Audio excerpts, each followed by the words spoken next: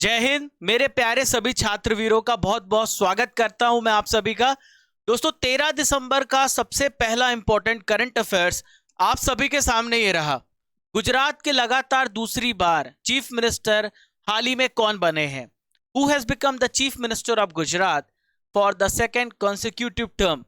तो ये हैं भूपेंद्र रजनीकांत पटेल। भूपेंद्र पटेल जी दूसरी बार लगातार गुजरात के चीफ मिनिस्टर बने हैं। दोस्तों भाजपा नेता हैं भूपेंद्र पटेल जी, और इन्होंने 12 दिसंबर को कहां पर, गांधीनगर में प्रधानमंत्री नरेंद्र मोदी जी और भारत के होम मिनिस्टर अमित शाह जी की उपस्थिति में लगातार दूसरे कार्यकाल के लिए शपथ लिया है और भारी बहुमत के साथ इन्होंने जीत दर्ज की है। दोस्तों यहाँ पे बात गुजरात राज्य की आ रही है, तो पहले गुजरात राज्य की लोकेशन को जरा देखिए। यहां पर रेड मार्क किया गया है, ये गुजरात है। क्लियर? दोस्तों गुजरात की बात करें तो इसकी सीमा राजस्थान राज्य से लगती है, यहां पर मध्य प्रदेश है और ये है महाराष्ट्र। इधर देखिए पाकिस्तान की सीमा है, पाकिस्तान की सीमा भी गुजरात राज्य से लगती है। तो इस प्रकार से तीन यहां पर आपको राज्य देखने को मिल रहे हैं। दोस्तों भारत में सबसे लंबी तटीय सीमा किस राज्य की है? तो गुजरात की कोस्ट लाइन सबसे लंबी है। ठीक है, याद रखिएगा। दोस्तों यहाँ के राज्यपाल कौन है? तो यहाँ के राज्यपाल हैं आचार्य देवव्रत। इन्होंने भूपेंद्र पटेल जी को गुजरात के 18वें मुख्यमंत्री के रूप में हाल ही में शपथ दिलाई है। दोस्तों भाजपा ने रिकॉर्ड जीत दर्ज की है, लगातार 7वीं बार गुजरात में जीत दर्ज की है। अब देखिए इंपॉर्टेंट यहां पर आपसे क्वेश्चन ये पूछा जा सकता है रिसेंट एग्जाम में कि गुजरात में टोटल विधानसभा सीटें कितनी हैं? तो यहां पर 182 विधानसभा सीटें हैं, जिसमें से 156 सीटें किसने जीती हैं? भाजपा ने जीती हैं। 156 सीटें जीती हैं और अब तक का सबसे बेहतरीन प्रदर्शन इनका रहा है। देखिए गुजरात राज्य के बारे में कंप्लीट एनालिसिस मैं आपको करा रहा हूं। गुजरात की कैपिटल गांधीनगर है। गुजरात राज्य की स्थापना 1 मई 1960 को हुई है। देखिए गुजरात और महाराष्ट्र पहले दोनों एक ही राज्य हुआ करते थे। भाषा के आधार पर 1960 में दोनों राज्य अलग कर दिए गए। यहाँ का जो स्टेट एनिमल है वो है एशियाई शेर। लोक नृत्य की बात करें तो लास्या, पड़िहारी, रासलीला, डांडिया, भवई और गरबा यहाँ का प्रमुख लोक नृत्य है। नदियों की बात करें तो यहाँ पर नर्मदा, ताप्ती, सरस्वती, माही और साबरमती नदी बहती है।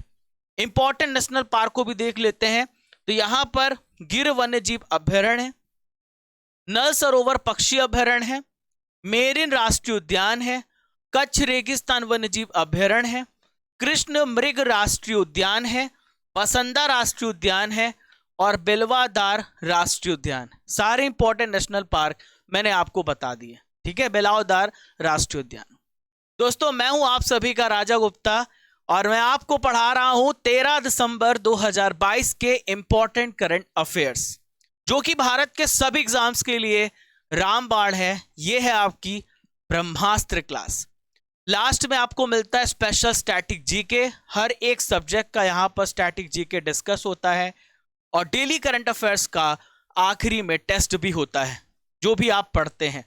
200 से 300 जानकारी यूट्यूब में सबसे कम समय में सबसे पहले आपको करंट अफेयर्स देने का हमारा जो वादा है उसी पर हम चल रहे हैं। हमें 1 साल हो चुका है।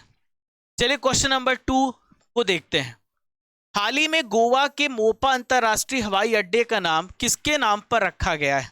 तो फ्रेंड्स ये जो नाम है मनोहर पर्रिकर जी, मनोहर पर्रिकर जी के नाम पर रखा गया है। मनोहर पर्रिकर जी अब हमारे बीच में नहीं रहे। बहुत ही लोकप्रिय नेता थे, अपने कार्य के लिए जाने जाते हैं। गोवा के एक्स चीफ मिनिस्टर थे और भारत के पूर्व डिफेंस मिनिस्टर थे। तो मोपा में जो इंटरनेशनल हवाई अड्डा है उसका फर्स्ट फेज का उद्घाटन पीएम मोदी जी ने कब किया? 11 दिसंबर 2022 को। दोस्तों 2020 में जनवरी में मरणोपरांत इन्हें पद्म भूषण से भी सम्मानित किया जा चुका है। दोस्तों यहां पर हम बात करेंगे हाल ही में बदले हुए नामों की। तो देखिए 0.5140 पहाड़ी, कारगिल की बात कर रहे हैं तो इसका नाम गन हिल कर दिया गया है। उस्मानाबाद शहर कहां पर है? महाराष्ट्र राज्य में है। और इसका नाम बदलकर धाराशिव किया गया है। स्वच्छ भारत अभियान सुंदर भारत के नाम से जाना जाएगा।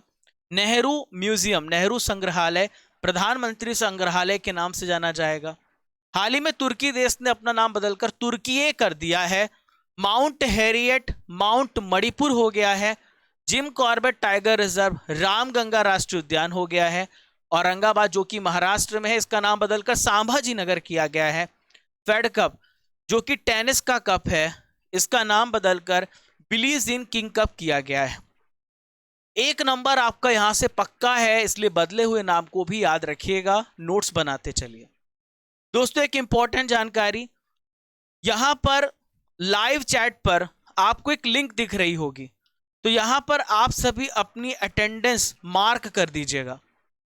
ये उन सभी छात्रों के लिए जो बहुत ही सीरियस कैंडिडेट हैं, तो आप लोगों के लिए हम चाहते हैं हमें पता चले कि डेली कौन सीरियसली पढ़ाई कर रहा है। हमारे पास आपकी पूरी रिपोर्ट आएगी, आप डेली पढ़ रहे हैं कि नहीं पढ़ रहे हैं, हमें भी पता चलेगा। और लगातार जो 1 महीने तक कंसिस्टेंट रहेगा, उसके लिए हमारे तरफ से सरप्राइज कोर्सेज भी हैं, वो भी फ्री ऑफ कॉस्ट। तो हम आपकी कंसिस्टेंसी को बरकरार रखने के लिए अब आपका डेली अटेंडेंस लेंगे।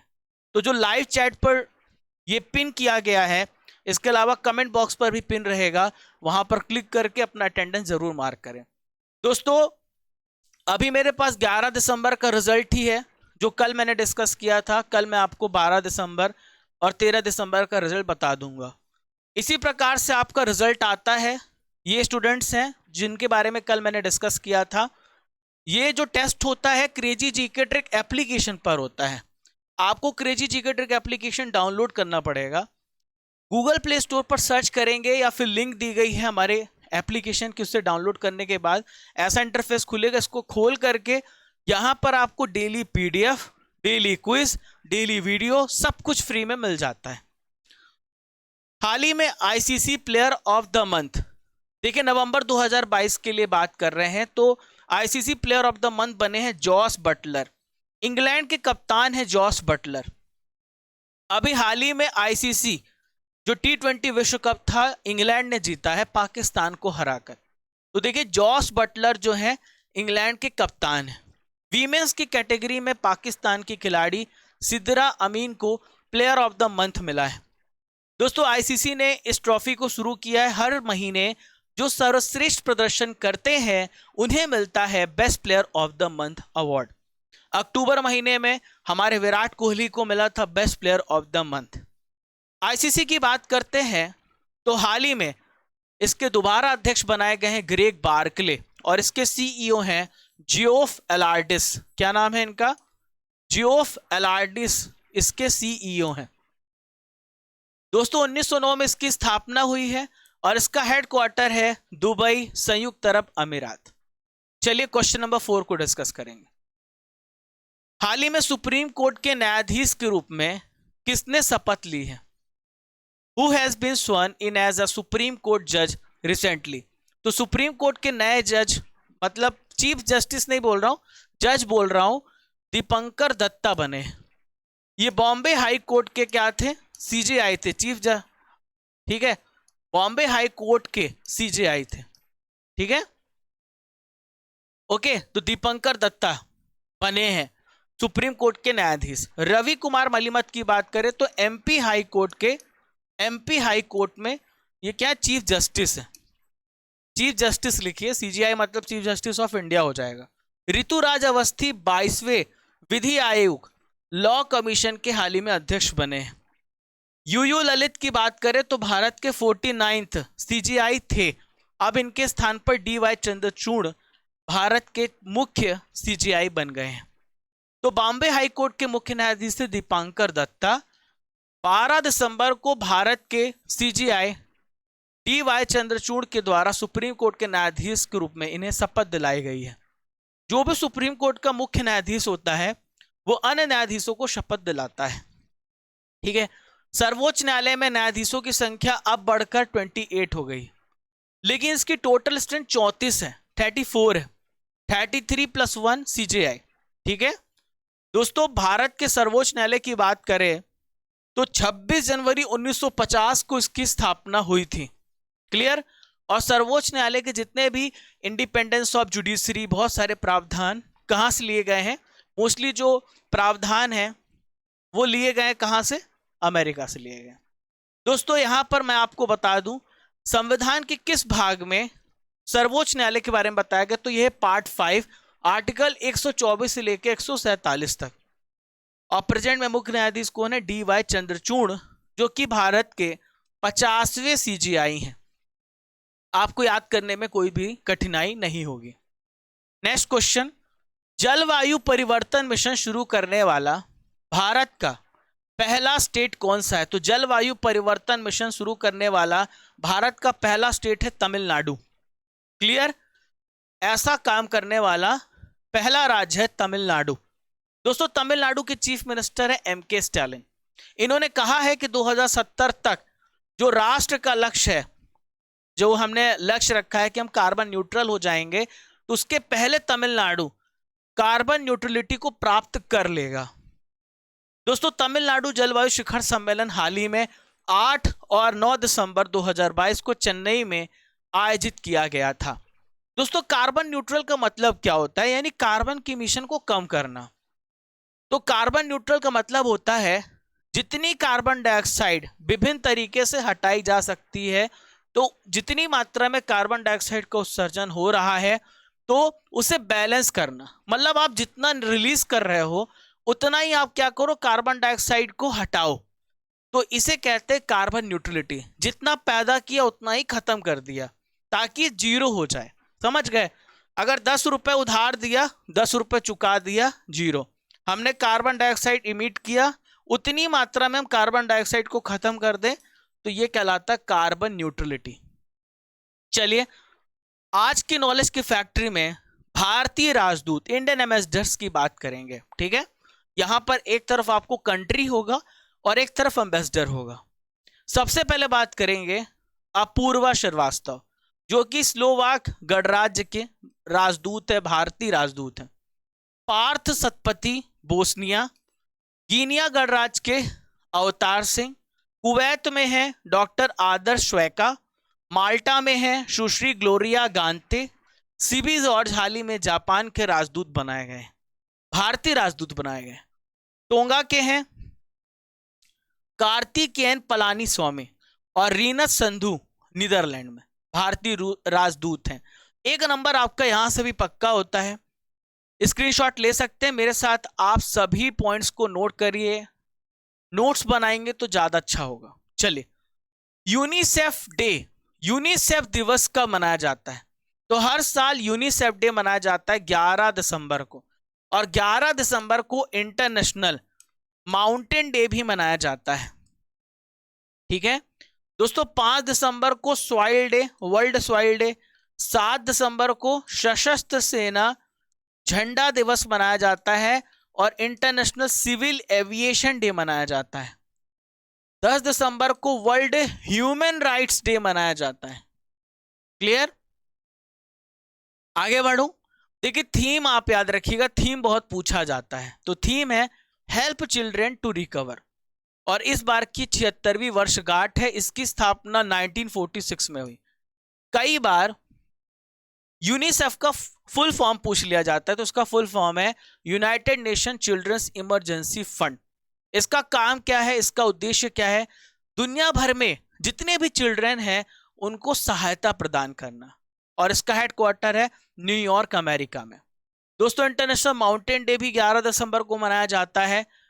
पहाड़ों के महत्व के बारे में लोगों को जागरूक करना इसका प्रमुख उद्देश्य है, और इसका थीम है वीमेन मूव माउंटेन्स, और 11 दिसंबर 2003 को पहली बार यह दिवस मनाया गया था। चलिए अगले प्रश्न की ओर बढ़ते हैं। IUCN रेड लिस्ट में किन हिमालयी औषधि पौधों को शामिल किया गया है? तो देखो ये थोड़ा सा यूपीएससी को टच करने वाला प्रश्न है। ये यूपीएससी को टच करता है, ऐसे प्रश्न पूछे जाते हैं, और बहुत सारे स्टेट पीसीएस में, लगभग सभी एग्जाम में अब लेवल जो है बढ़ता जा रहा है। ये है कि यूपीएससी में थोड़ा लेवल ही अलग होता है। तो इसका नाम है मेसोट्रोपिस पेलिटा, फ्रिटिलेरिया सिरहोसा और तीसरा नाम है डेक्टाइलोरिजा हटागिरिया। तो ये सारे मेडिसिनल प्लांट्स हैं जिसको IUCN ने रेड लिस्ट में रखा है। रेड लिस्ट का मतलब है कि ये संकटग्रस्त में है, मतलब खत्म हो सकते हैं, इसलिए इनको रेड लिस्ट में रखा गया है। ठीक है, तो जो भी संकटग्रस्त प्रजातियां होती स्पीसीज होती हैं तो IUCN उन्हें रेड लिस्ट में रखता है। और ये जो स्पीसीज हैं आपको भारत में देखने को मिलेंगी, चीन में देखने को मिलेंगी, नेपाल में देखने को मिलेंगी। तो ये हिमालयी क्षेत्र में फैले हुए हैं।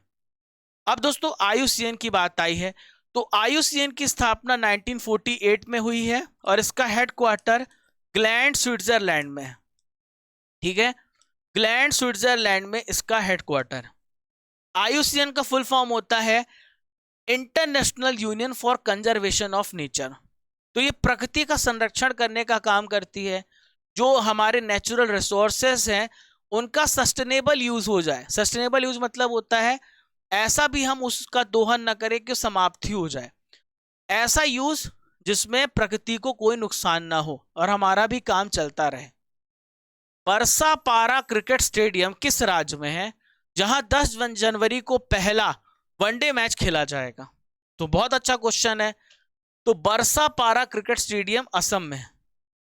कहां पर है? असम राज्य में है दोस्तों, असम राज्य में है। कहां पर है? गुवाहाटी में। और 10 जनवरी भारत श्रीलंका के बीच 3 मैचों का जो एक दिवसीय श्रृंखला का पहला मैच है उसकी मेजबानी ये बरसा पारा क्रिकेट स्टेडियम करेगा। दोस्तों इसका उद्घाटन 2017 में किया था असम के चीफ मिनिस्टर सर्बानंद सोनोवाल ने। क्लियर?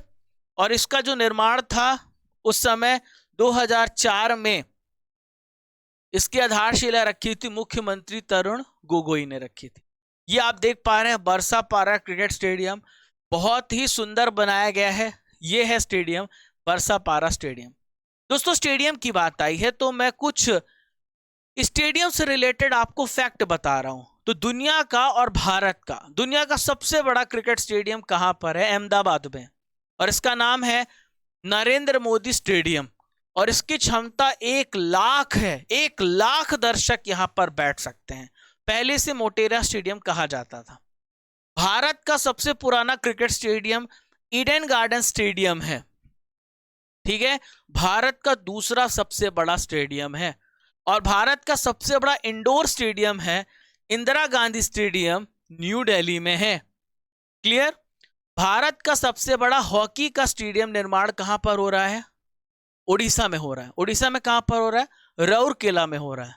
इसका नाम बिरसा मुंडा स्टेडियम होगा। स्क्रीनशॉट ले लीजिए और PDF मिल जाएगी आप लोगों को एप्लीकेशन में। मेरे साथ नोट्स भी बनाते चलिए क्योंकि 25 से 30 मिनट में 200, 300, 350 जानकारी आपको मिलेगी ही मिलेगी। किस देश ने महिलाओं के हस्ताक्षर वाला पहला नोट बैंक छापा है? तो अमेरिका पहला ऐसा देश है जो महिलाओं के हस्ताक्षर वाला पहला नोट जो है बैंक छापा है। ठीक है, तो दोस्तों संयुक्त राज्य अमेरिका के वित्त मंत्रालय ने 2 महिलाओं के हस्ताक्षर के साथ पहली अमेरिकी बैंक नोट, मुद्रा नोट मुद्रित की है, जो $1 है और $5 है। ये जो मूल्य के नोट हैं, ट्रेजरी सचिव अमेरिकी वित्त मंत्री जेनेट येलन और लिन मरलेबा, इनके हस्ताक्षर आपको देखने को मिलेंगे, बट जब आप अमेरिका में होंगे। आयुष्मान भारत स्वास्थ्य कार्ड बनाने में सबसे पहला स्थान किसका है? तो सबसे पहला स्थान जम्मू कश्मीर केंद्र शासित प्रदेश का है। सबसे ज्यादा आयुष्मान भारत स्वास्थ्य कार्ड बनाए जा रहे हैं। और अगर आपने नहीं बनवाया तो अभी बनवाइए। इसमें 5 लाख तक का आपको बीमा कवर मिलता है। आप जो भी उपचार कराओगे तो 5 लाख रुपए तक फ्री में आपका उपचार होगा।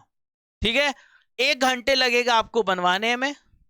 आप सरकारी अस्पताल ही नहीं, प्राइवेट हॉस्पिटल में भी आप अपना उपचार करा सकते हो, बड़े से बड़े हॉस्पिटल में। तो बहुत बड़ी स्कीम है ताकि कोई भी गरीब, ताकि कोई भी मध्यम वर्गीय व्यक्ति ऐसे उसकी मतलब उपचार की वजह से डेथ ना हो जाए। तो इस प्रकार से आपका आयुष्मान स्वास्थ्य कार्ड बनेगा। और इस स्कीम को 2018 में लॉन्च किया गया था, आयुष्मान स्कीम को। क्लियर है? दोस्तों इसके अलावा जम्मू कश्मीर टेली परामर्श में दूसरा स्थान भी है। अब ये जो अवार्ड की घोषणा हुई है कहां पर हुई है? बनारस में, यूपी में अंतर्राष्ट्रीय सहयोग और कन्वेंशन सेंटर में आयोजित की गई थी। सार्वभौमिक स्वास्थ्य कवरेज दिवस 2022 के दौरान ये उपलब्धि हासिल की है। और सार्वभौमिक स्वास्थ्य कवरेज दिवस हर साल 10 और 11 दिसंबर को मनाया जाता है। क्लियर है दोस्तों? आयुष्मान भारत की बहुत ही प्रमुख योजना है। राष्ट्रीय स्वास्थ्य नीति जो 2017 में पेश की गई थी उसमें सिफारिश की गई थी और उसी सजेशन को मानते हुए 2018 में इसे लॉन्च किया गया। दोस्तों करंट अफेयर्स की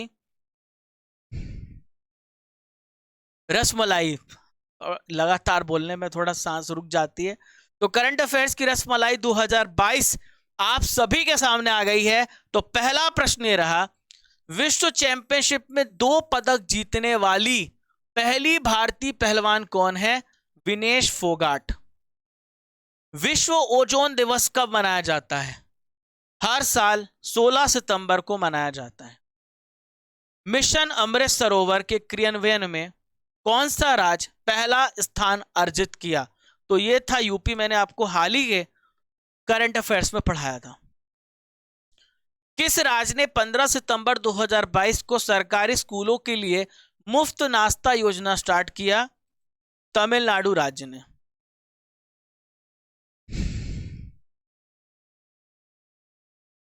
किस राज्य ने SC ST और अन्य के लिए आरक्षण 77% तक बढ़ा दिया है? तो झारखंड राज्य ने। चलिए दोस्तों आपके सामने 10 प्रश्न लगातार आएंगे और आपका टेस्ट होने वाला, जो भी आपने अभी तक पढ़ा है। तो चलिए शुरू करते हैं। आचार्य देवव्रत किस राज्य के राज्यपाल हैं? गुजरात के। गिर वन्य जीव अभयारण्य किस राज्य में स्थित है? गुजरात में। मनोहर पर्रिकर का संबंध किस राज्य से है? गोवा से है। औरंगाबाद महाराष्ट्र का, जो कि महाराष्ट्र में है, इसका नया नाम है संभाजी नगर।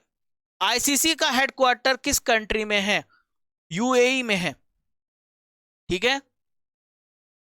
सर्वोच्च न्यायालय में वर्तमान में कुल न्यायाधीशों की संख्या कितनी है? तो 34 है।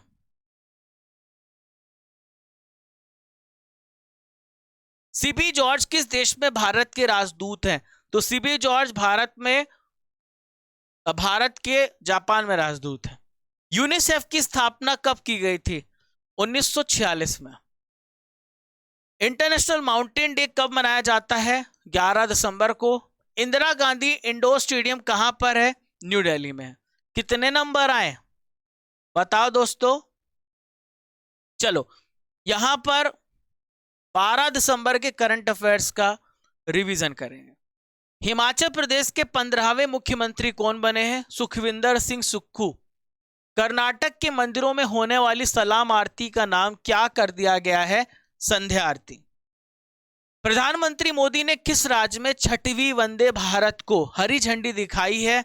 महाराष्ट्र राज्य में। वनडे क्रिकेट में सबसे तेज दोहरा शतक लगाने का रिकॉर्ड किसने बनाया है? तो यह ईशान किशन। सुलोचना चावड़ का निधन हो गया, वह कौन थी? लावड़ी गायिका थी। दुनिया का सबसे मजबूत पासपोर्ट सूची 2022 में भारत की रैंक क्या है? 87। मानव अधिकार दिवस कब मनाया गया? मानव अधिकार दिवस 10 दिसंबर को मनाया गया।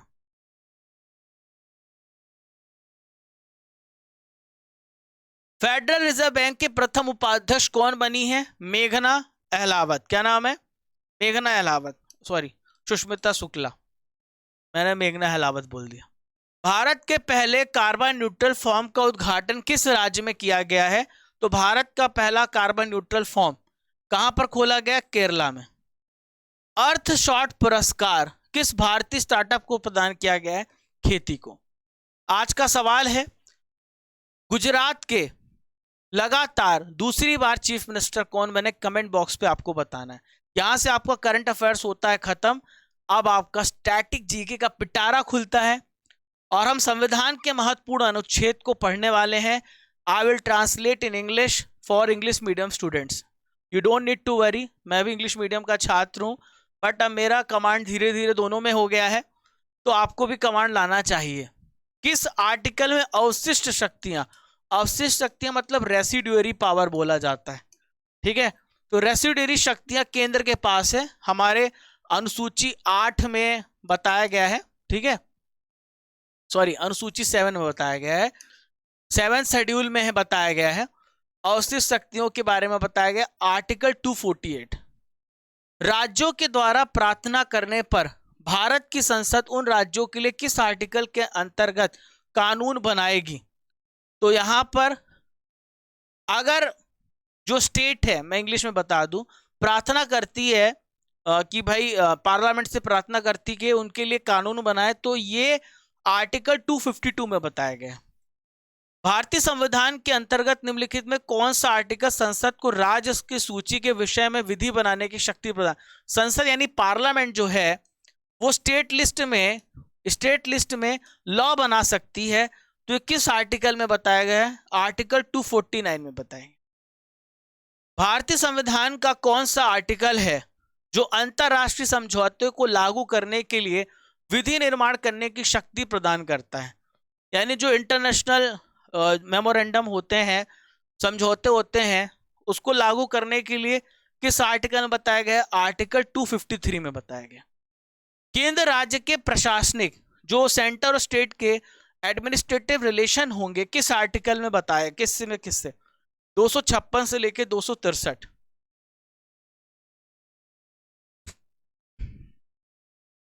संविधान के किस आर्टिकल के अंतर्गत केंद्र सरकार के द्वारा, थोड़ा सा डाउन से लग रही है, केंद्र सरकार के द्वारा राज्य सरकारों को निर्देश दिया जाता, मतलब राज्य सरकार को केंद्र सरकार निर्देश दे सकती है? आर्टिकल 256 में। अंतरराज्यीय परिषद के गठन का प्रावधान किस आर्टिकल में बताया गया है? जो इंटर स्टेट काउंसिल होती है ना, बहुत अच्छा क्वेश्चन है, तो इंटर स्टेट काउंसिल आर्टिकल 263 में बताया गया है, गठित की जा सकती है। भारतीय संविधान के किस आर्टिकल के अंतर्गत वित्त आयोग, फाइनेंस आयोग का गठन किस आर्टिकल में है? आर्टिकल 280। जो संपत्ति का अधिकार है, यानी जो राइट टू प्रॉपर्टी है, वह एक संवैधानिक अधिकार है, किस आर्टिकल में बताया गया है? आर्टिकल 300A में। पहले फंडामेंटल राइट 7 हुआ करती थी, अब राइट टू प्रॉपर्टी को हटा दिया गया है और इसे लीगल राइट बना दिया गया है।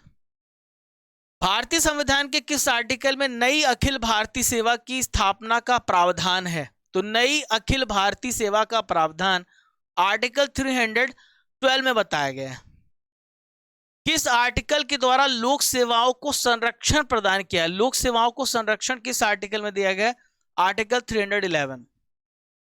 किस आर्टिकल के द्वारा संघ और राज्य के लिए लोक सेवा आयोग का, यानी यूपीएससी और MPPSC, Rajasthan PSC, Chhattisgarh PSC, ऐसे जो होते हैं, वो आर्टिकल 315 में बताया गया है, ठीक है। संविधान का आर्टिकल 312 किससे रिलेटेड है? तो अखिल भारतीय सेवाओं से रिलेटेड है। संघ लोक सेवा आयोग को कार्यों के बारे में किस आर्टिकल में बताया गया है?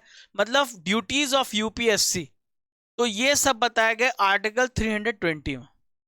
तो कैसा लगा दोस्तों आज का पिटारा? कल का पिटारा भी कैसा लगा? अभी ऐसी अमेजिंग क्लासेस चलने वाली हैं, डोंट फॉरगेट टू शेयर। बहुत सारे amazing courses crazy GK trick application पे, mathematics, Indian geography, world geography, reasoning, history, you can take the subscription of these courses और आपको मैक्सिमम डिस्काउंट मिलता है जब आप Raja Gupta crazy GK trick RGCGT code का यूज करते हैं। इसके अलावा आप टेलीग्राम पर जरूर ज्वाइन हो जाएं, वहां पर PDF और अपडेट्स मिलते रहते हैं। MP पटवारी कोर्स हमने आपके लिए लॉन्च किया है, सभी विषय यहां पर हम कवर करा रहे हैं, स्पेशली डिजाइन किए गए हैं पटवारी के लिए। रूट पर भी बहुत सारे अमेजिंग कोर्सेस हैं, यहां भी Raja Gupta crazy GK trick code लगा करके इन सभी कोर्सेस में आप मैक्सिमम डिस्काउंट पा सकते हैं। पहली बार चैनल पर आ रहे हैं, डोंट फॉरगेट टू सब्सक्राइब और press the bell icon button, घंटी वाला बटन दबा देना, लाल वाला बटन दबा देना, ताकि मैं आपको हमेशा दिखता रहूं। और सेशन पसंद आया है आपको, अगर क्रेजी जीके ट्रिक की राजा सर की मेहनत अगर आपको सच में दिखती है, तो एक शेयर तो बनता है उन सभी प्यारे दोस्तों को जिनको उसकी जरूरत है। ठीक है, पढ़ो, आगे बढ़ो और एक क्रांति लाओ। ये जो क्लास है केवल एग्जाम बस में सफल होने के लिए नहीं है, इसमें बहुत कुछ होता है जिसमें आपका जो पर्सनालिटी है, नॉलेज है, एक बिजनेसमैन, ऐसा कोई भी दुनिया का व्यक्ति नहीं जो इसे नहीं देख सकता।